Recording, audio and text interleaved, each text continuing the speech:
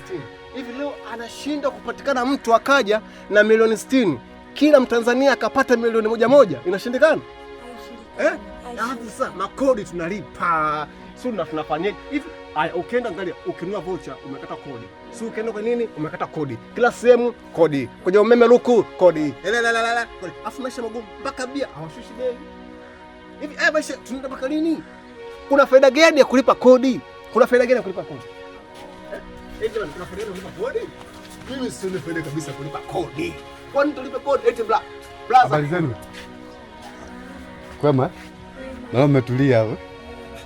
Alafu naona kama anawapotosha hivi Blaza. Napotosha? Wewe blaza, hii nchi hii tunalipa kodi kila siku lakini mambo haieleweki. Vitu viko bei juu. Kwa nini blaza? Hebu nikwambie kitu kimoja ndugu yangu. Hebu usiwapotoshe hao ndugu zangu. Hao ni mabinti ambao wanachipukia. Hao ni nguvu kazi za hivi. Sasa usitaki kuwapotosha, yani kuwafanya yani taifa lao walione chungu. Kuna siri moja tu ambayo nataka nikupatie.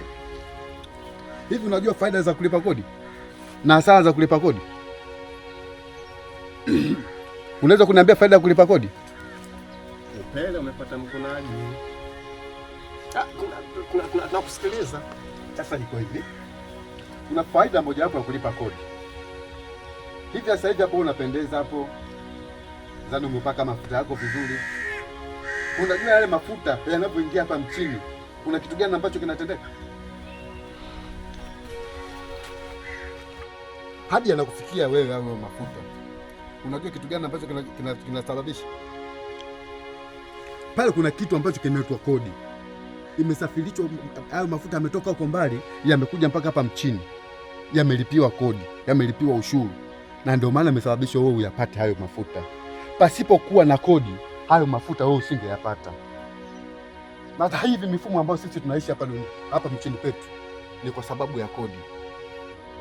Unakwenda hospitalini, katika hospitali za serikali, kwenye vituo vya afya, unakwenda unahudumiwa vizuri. Wewe nakuomba sana usiwapotoshe hawa watoto. Hawa wanasoma sekondari, nadhani huyu anasoma sekondari. Hata huyu pia anasoma sekondari. Zile shule zimejengwa kwa ajili ya mapato ya mchini. Yaani usipolipa kodi, madawa hospitalini huwezi kupata. Miundombinu ya barabara zitakuwa mbovu tu. Kwa sababu gani zitakuwa mbovu? Kwa sababu pesa za kutengeneza barabara zitakuwa hakuna. Na serikali inapata mapato kupitia kwa walipa kodi. Kwa hiyo wewe usipolipa kodi, ina maana unaigharimu serikali. Unataka serikali ipite kukopa yani pembezoni ya nchi yetu. Kwa sasa ninakusii na kuomba, jaribu kukaa nao vizuri na mabinti. Waelekeze vizuri faida za kulipa kodi na hasa za kulipa kodi.